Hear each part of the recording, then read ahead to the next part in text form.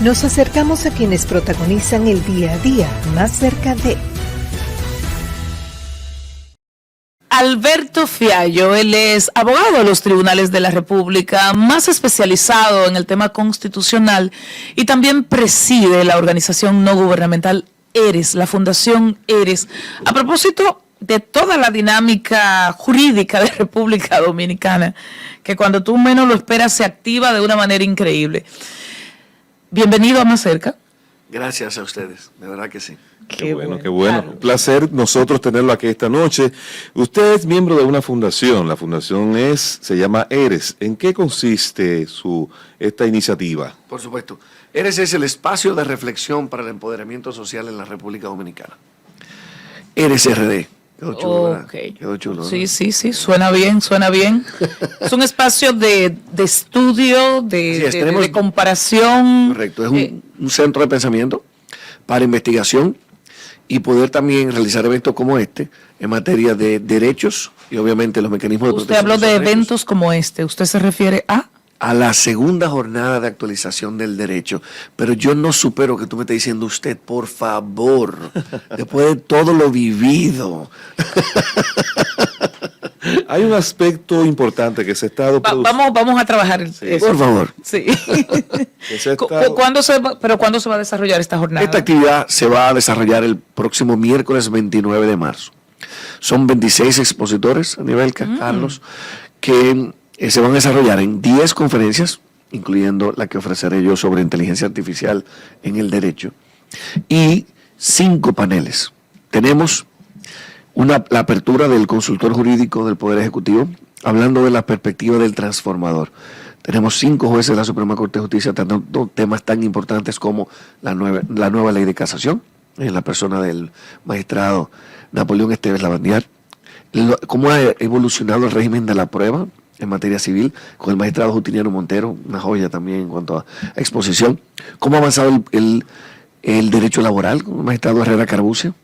Vamos a tener, muy importante, una perfecta paridad, es decir, 50% y 50% a nivel de hombres y mujeres, lo cual no es usual. Uy, lo logró, porque hay gente que dice que es imposible. De hecho, así es, tanto así que estoy poniendo a hombres a moderar el trabajo de mujeres. Por ejemplo, en materia de responsabilidad civil, que es una materia tradicionalmente de hombres, vamos a tener al magistrado Samuel Arias, magistrado estrella de la Suprema Corte de Justicia, que va a moderar, fíjate, en un papel secundario a nivel, va a moderar el trabajo de Carmen Luisa, Carmen Luisa Cedeño, y de la magistrada Miguelina Oreña, de la Corte de Apelación Civil de aquí del Distrito Nacional. Entonces, vamos a tener, la verdad que una cantidad de expositores de lujo. Vamos a tener a Eduardo Núñez, porque también tenemos que tener esos nuevos talentos, ¿verdad? Hablando sobre cómo ha evolucionado el derecho penal, sobre todo qué nos trae el Código Penal. Vamos a tener a tus amigos Eduardo Jorge Prats y Cristóbal Rodríguez en un interesantísimo panel que va a dirigir, que va a moderar en este caso una mujer, Jimena Conde, una abogada constitucionalista también, una estrella sobresaliente que vamos a tener. Pero no solo va a ser abogados, vamos a tener un cierre con una conferencia que nos va a dar el presidente de Altiz, que nos va a decir qué tan importante para una empresa, sobre todo de esa envergadura, es tener un abogado o un equipo legal actualizado a la hora de dar soporte. Le ahorra mucho. Así es. Entonces, ¿cuál es la idea? Que nosotros todos los años podamos tener esta jornada de un día entero, 9 de la mañana a 6 de la tarde. Vamos a tener un brindis después para interacción, networking, y que podamos ver todo lo que pasó, lo más relevante de lo que pasó el año anterior en materia de jurisprudencia, es decir, decisiones de los tribunales y materia legislativa. Miércoles 29 de marzo, $200 presencial, $175 streaming.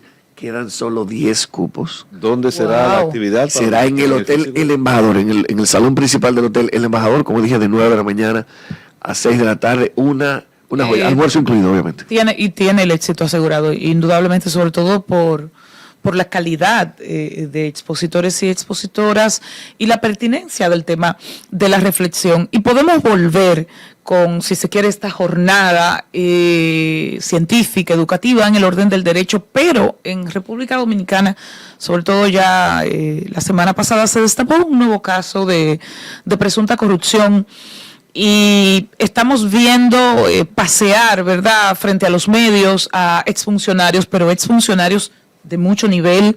Estamos viendo a gente que te decía, sí, yo trabajaba en el gobierno, pero yo lo que era una técnica. Yo soy servidora pública de carrera, por ejemplo.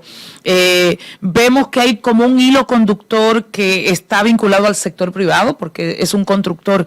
Básicamente, ¿qué está pasando? ¿Qué se puede asumir con este nuevo caso que mucha gente, en el caso del ex ministro de Hacienda, se sabía que se estaba investigando, pero que hay otras personas involucradas que ha sorprendido totalmente?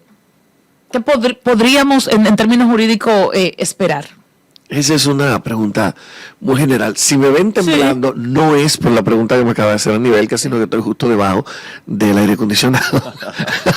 No, porque después dicen, wow, pero lo puso a temblar. Bueno, pero la verdad que la pregunta sería para temblar, sobre todo por todas las aristas que tiene. Mira, si tú quieres, yo te voy diciendo algunas cosas y tú, por favor, me preguntas lo que entiendas que sea más relevante. Sí.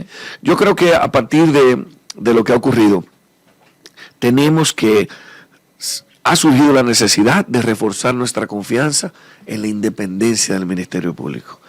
Porque por una razón u otra que yo le atribuyo... Pero discúlpeme, hay gente que está diciendo que no hay tal independencia, que por el contrario, hablan de acusación política. Sí, sí. ¿Usted cree que hay méritos para hablar de acusación? ¿Tú crees que hay méritos para hablar de acusación política? No, definitivamente no. De hecho, no hay ninguna razón puntual. El que conoce, sobre todo para mí es muy fácil como abogado en ejercicio. Yo conozco de primera mano las limitaciones que tiene el Ministerio Público. En República Dominicana, señores, para todos los robos que se dan en el Distrito Nacional hay 6 fiscales. 6 fiscales. Saca numerito, Nivelka. Entonces, nosotros sabemos cuáles son las limitaciones que tiene el Ministerio Público. Y haber llevado una investigación como las que han llevado hasta ahora, incluyendo esta investigación, hay que saber la cantidad de recursos, la cantidad de dinero, la cantidad de tiempo, de energía que toma construir y preparar un caso de este tipo, porque el crimen no duerme. Y estos son personas que tienen un nivel, el corrupto, y sobre todo el corrupto que viene de la empresa privada, y que participa de actos de corrupción, tiene una forma muy sofisticada de hacer. Estamos hablando de personas que ustedes han visto que tienen inclusive participación de sus capitales en el exterior.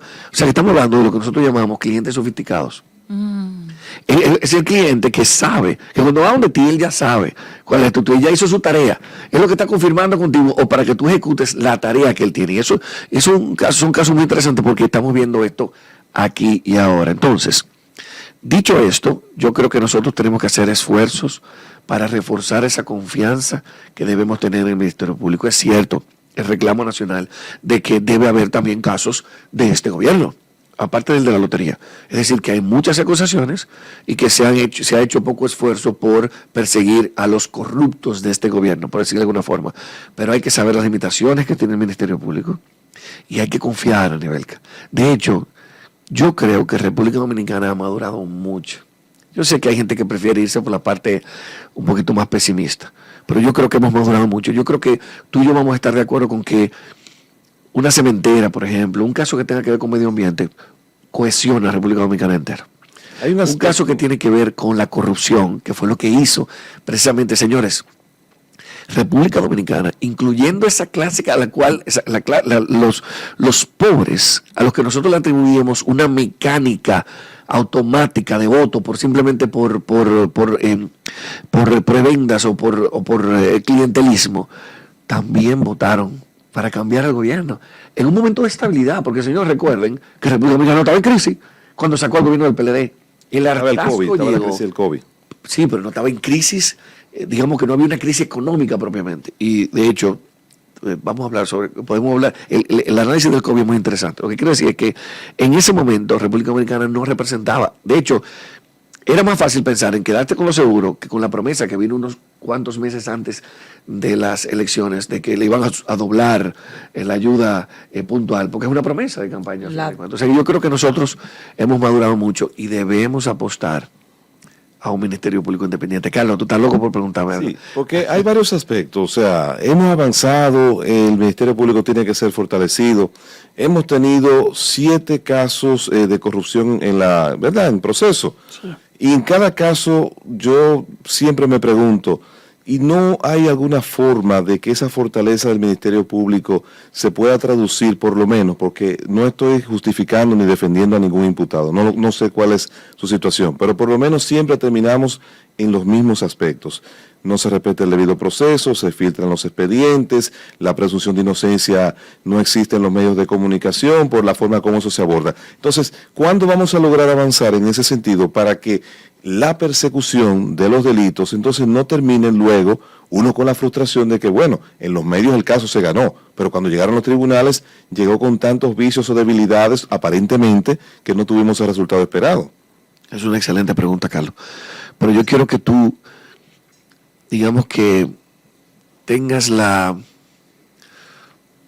o te ofrezco una visión diferente. ¿Tú sabes qué edad tiene nuestro Ministerio Público Independiente? 2 años.